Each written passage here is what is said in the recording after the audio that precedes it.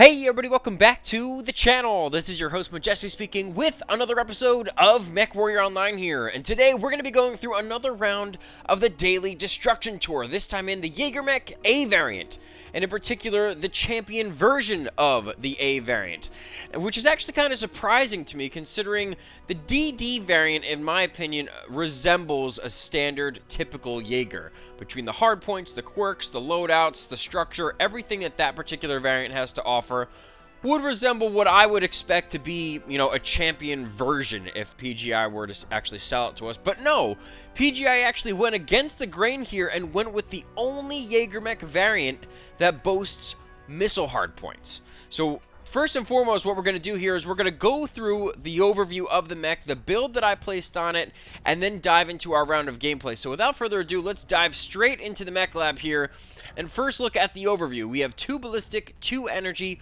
4 missile, 1 AMS, and 0 ECM. If we look at the quirk summary, because the new system is not yet in place, we do still have that laundry list of quirks. We have structure quirks between the torsos, the arms, and the legs. So pretty much all over this mech. So it does get some structure buff, which is great.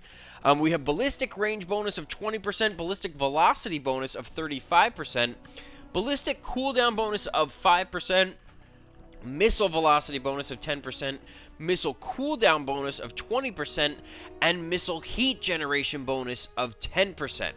So because of the fact that this Jaeger is very unique in that it's the only one that has missile hardpoints, that is where I focused my entire build around, are those 4 missile hardpoints. We have excellent quirks to go along with it. Between the velocity, cooldown, and heat generation, we know that we could fire these things off pretty rapidly without any sort of massive heat spike that could cater and work very well with the rest of the weapon loadouts that we decide to place on here. So what I decided to go with is SRM 6s. I wanted to place 2 SRM 6s with Artemis in each arm, which are pretty much right above cockpit level, so you know that if you're looking at it, you can shoot it. Now, the Jagermech is a little bit more of a wide mech, so you do have to make sure that you have clear shots, that if you are poking behind a rock and you decide to do a full salvo, that you do actually have to have the clearance for it, which, that might come to bite us in the end. If we're trying to peek on one side, then we might only have to fire one end of the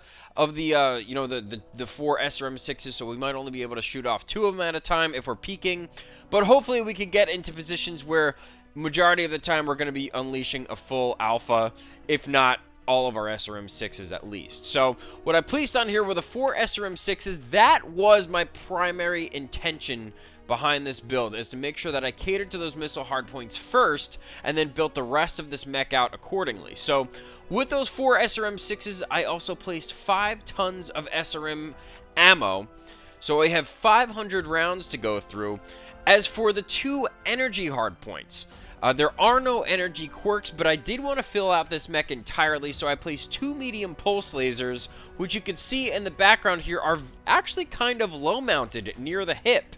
So if we were to poke over any sort of terrain or obstacle in which we'll have to expose the mech a little bit more, we really have to make sure that pretty much the top entire half of the mech is exposed in order to fire off these lasers. So hopefully, again, we get ourselves into a beneficial position that doesn't require that much exposure. But I did place 2 medium pulses on there to fill out the rest of the tonnage. With the ballistics, again, I wanted to make sure that I catered to the missile hardpoints first, and then focus on the ballistics later based on the tonnage. Now, even with 2 AC2s, I would not be able to fit that loadout on here. Even if I stripped everything else, I could go for a lower engine. I could strip SRM ammo. I could make these medium lasers. And, I could really make it work if we wanted to. But I wanted to make sure that this had a healthy balance from the perspective that I wanted to play it, which is mid to short range. Short range being the optimal word there. And although I had to place an XL engine in here, it's an XL305. It is a completely mastered mech, and it has 82 kph to boast once it's mastered with speed tweak. So it actually is a pretty fast heavy, considering the Jagermech that you typically see out there on the battlefield. That's pretty much just a walking turret, if you will. So what I placed, apart from the SRM 6s and the medium pulse lasers, were 2 machine guns. And I know they look kind of dinky and stupid and everything, but with the machine gun buff and everything like that, I thought to myself, that actually works out perfectly because of the fact that we could core them out completely with the SRM6s and the medium pulse lasers, and then use the machine guns to just chew through the rest of their components, sever them off, get those final kill shots, just constantly put down a barrage of ballistic fire, especially late in the game when everyone's all cored up and beat and battered and bruised. We can go in there and just start shredding through components, help, you know, if we don't get the kill, at least assist heavily with the kills. And that's really what the intention was there. So when I was thinking about it, I was like, that actually works out very well. And I'm kind of happy with how it came out as a result. So if we look here, again, we have the ballistic range, so we get a 20% bonus to our range with those machine guns. We get a ballistic velocity bonus, so those bullets will be traveling 35% faster than they otherwise normally would, and a ballistic cooldown bonus of 5%. Now, we don't have a rate of fire bonus, unfortunately, but that's not even a module. You can't buy a module for rate of fire. It's either on the mech or it's not as a quirk. So in this case, we're just sticking to the ones that are the generic ones that are applicable here, but I'm still excited about this build just because it really does cater to that short-range gameplay. Fire in with a huge salvo of 24 missiles with Artemis, so that's pinpoint, or should I say more pinpoint damage than if it didn't have Artemis. Following up with those medium pulse lasers, and then finishing them off with the machine guns, you know, to core and tear through everything else. So with that being said, we have 65 out of 65 tons filled, 76 out of 78 slots, 416 out of 422 armor. I took 3 armor out of each leg, and the reason why I took it out of the legs is because of the fact that, again, with heavies, a majority of the times your opponents are not focusing on legging a heavy or an assault. They're focusing more on where your actual hard points are. So between the torsos and the arms, they'll probably realize that I'm running an XL once they realize the loadout that I placed on this thing. But even then, we do have those structure bonuses. This thing is completely filled out from an armor perspective, except in those legs. Again, not the focal point for where our opponents are going to be shooting. Heat management ratio 1.39, very, very beneficial. Way above my minimum of 1.2. And that boasts 14 double heat sinks. So we have 10 in the engine, 2 on top of the engine, and then 1 in each torso. So not only is it very heat efficient, but the heat dissipation is also pretty significant as well. So as long as we're not continuously firing off an unbelievable amount of alphas, which we might, you know, you don't really have to worry about breaching that heat threshold. As for the firepower, now that is a huge number for this type of build and this particular mech. 73 points on an alpha. It has that 81.7 kph, as I mentioned before, with that XL305 engine, completely mastered. Let's check out the modules to help this thing out even further. As for the mech modules, I decided to go with advanced seismic sensor and radar deprivation, just to make sure that, you know, if anything is around us within 250 meters, we're going to be able to tag it. We're going to be able to put a serious amount of hurt on them, especially at close range. If they try and get close, we'll know that they're there, and we can turn, make sure that we get our fire down on them, and hopefully either core or even kill them. So, pairing with that advanced seismic sensor, we have radar deprivation, which, again, if I'm getting targeted by enemies, I want to be completely out of sight, especially as a short-range player. If I dip into cover, it's probably for a reason, meaning like I'm cored up, I'm beat up, I have to take a step back for a little bit, let the battle unfold a little bit more, and I don't want to be targeted, especially by any artillery fire, long-range fire, or anything like that. I do not want any targeting information to reveal where my components may be weak. So radar deprivation, absolutely essential in this scenario. As for the weapon modules, now I could have gone with ballistic cooldown, you know, even more, but unfortunately, there is no ballistic cooldown for machine guns. There's only machine gun range. So I wanted to stick to the cooldowns just because of the fact that we have a beneficial heat management and we have great heat dissipation. So I decided to go with the medium pulse laser cooldown, give the energy weapon some love. So with that, we have a 12% cooldown on top of those medium pulse lasers, level 5, so it is a 12% bonus.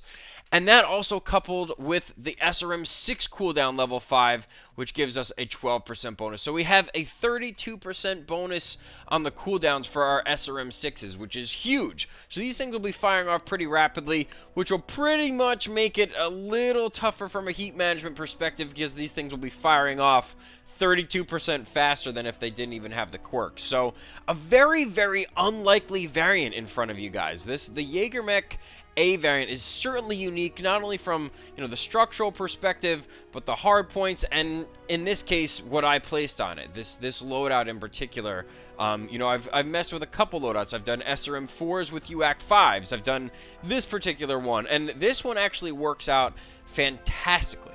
I think that's a word. But in any case, that is what I decided to go with for now. We have a cool shot 9x9 to help out with the heat management even more if we do get into a sticky situation, constantly laying down some fire. And then we have the improved UAV just to, you know, if there is anything around us, you know, help out our team, get into a better position. And I kind of just wanted to mix up, you know, the consumables a little bit. I always usually take out an improved arty or airstrike. But I was decided, you know what, why don't I just stick with the UAV for now. Let's mix it up a little bit. So those are 2 consumables with that I decided to go with. But now I think it's about that time that we hit the battlefield. So let's hop out there and see exactly how this very, very unique variant of the Jagermech actually performs. Here we go. All systems nominal. Alrighty guys, here we go. Our one and only round is going to take place on Crimson Strait. And as you can see, we're starting in Charlie Lance out here on the island. So first things first, we are playing skirmish game mode. And really, you know what the enemy's going to do. I mean, at this point, there are only a couple options. Considering we're on this side of the map, we know they're either going to push through the tunnel or around on top of the platform on that left side of the map, well, our left side of the map, or over the saddle. So we know where our team is going to group up. We know where we're going to have to check out and make sure that we keep an eye on. So that's exactly what we're going to do. And again, we are playing a very, very short range approach. So we'll have to see how it all pans out. But as for right now, we're going to hop up on top of the platform. We have one of our friendly lances coming in from the far end of the map, and they're going to make their way up the platform before they can get targeted by any of our opponents.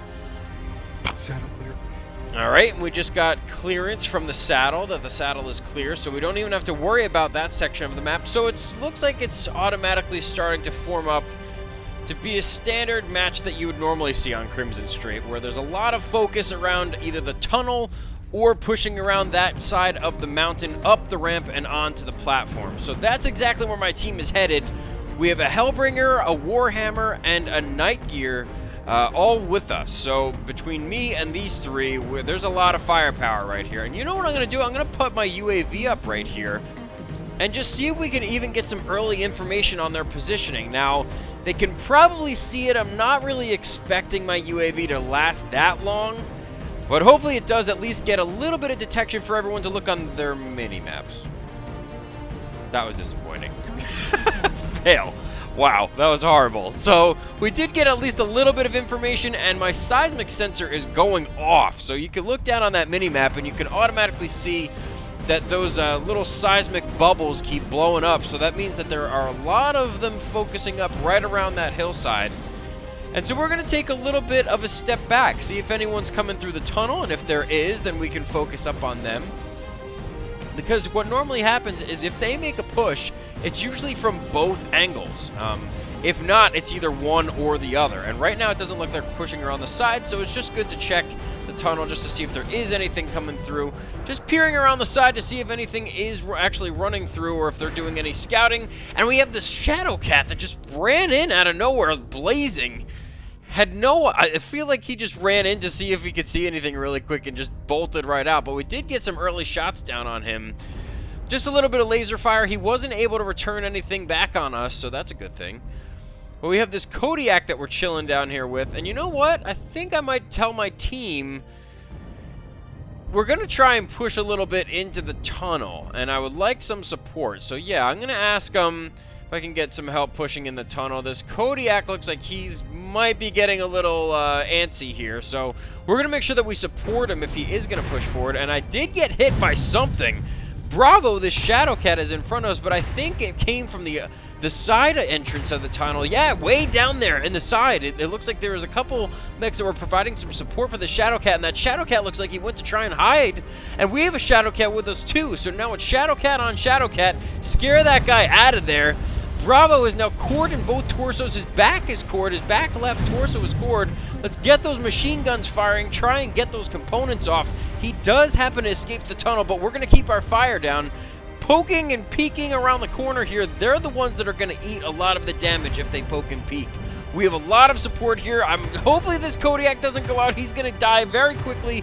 Going to just message him really quick. Back up, buddy. Do not need to go out there if you don't need to. And we did get a full salvo in that Griffin, so he's going to back up really quick.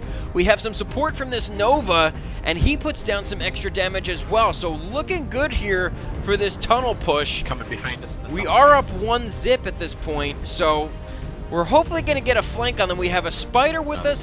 Might do a little bit of scouting. We have this Warhammer with us, very tanky mech. So we're going to peek around the side, see if there's anything coming up on our back side that's trying to push through the other side of the tunnel. But they have an Arctic Cheetah coming in, and he's completely distracted by the Spider, has no idea that we're here. And he completely overheats. One more salvo should do it, and there he goes. So we take out one of their light mechs that was trying to seal off or at least distract anything that came out of that side of the tunnel. They did get some shots on my left arm, so that is cord. We're going to have to be careful of that. This Griffin's coming around the side. He's going to put a shot down on us. We have to torso twist, get one more salvo off, and we get him in the chest, so he goes down. That was a huge kill for us. The Spider is distracting the other Griffin that was with him, the Griffin Sparky. That is the hero variant, and he's going to run right past us. We put another salvo in his back, and he goes down as well. Now, coupled up with those two Griffins, we have a Battlemaster coming up from the backside. He's focused in on our Spider, has no idea that the rest of us are here. I put a salvo in him, unfortunately overheat, but my team is able to wrap it up and get the kill. So now all of us have taken this side of the tunnel. Now it's time to push back in on the other side of their flanks. It's 7-5 at this point, so it is still a tight race towards the end of this match. So we do have to be careful. We do have to play a little bit conservative. Watch out for that left arm. Again, they did core up my left arm, so I do need to be careful in making sure that that part of my armament does remain, because that does contain 2 of my 4 SRM-6s and 1 of my machine guns. But I really like our positioning now on the map because we could hide behind the terrain with that left arm so it doesn't get blown off. I could focus on them with my right side of my torsos, and now we could just put some damage in from a distance because we have some friendlies moving in now, and with them distracting our opponents underneath the platform, that gives us an opportunity to move in. So we're going to make a quick glance down the tunnel just to make sure no one was there. My team is able to clean up both of these guys underneath, so now it is 10-7, only 2 opponents remaining. And at this point, we're just doing a quick scan underneath the platform to see if we can see anything. But no, I'm getting focused from behind. Both of them are right behind me. We have this Hellbringer, and it looks like a Kodiak to join with him. We're just going to try and spin and get as much damage to spread across our body as possible. Taking a full salvo to that Kodiak, he goes down. This Hellbringer looks like he is hell-bent on trying to get me down. Cord center torso at this point. My entire team is focusing up on this guy. I'm out of SRM ammo at this point, so it's only the machine guns and the medium pulses. Hopefully get this guy down, and constantly barraging this guy with the machine gun fire and those mediums. My friend is able to clean up and get that final kill, and that is going to end the round. Unbelievable ending to this round. 12-7 is the final score. Let's check out how we did. 4 kills, 6 assists, 880 damage with 9 components destroyed. Overall, a fantastic match. Thank you so much to the team for helping me out in those tough spots. You got some assists, you got some kills. We're all over the place, and they helped out tremendously in every aspect of the match. So huge props to the rest of the team. But that's going to do it for this episode of MechWarrior Online. If you enjoyed the video, hit that like button, hit the subscribe button. Check out the links in the description. Feel free to leave any comments, questions, concerns, or suggestions in the comments section below. I want to thank you guys so much again for all of the support. I hope you enjoyed this episode of the MechWarrior Online Daily Destruction Tour, and I look forward to seeing you all on the next one. Take care, guys.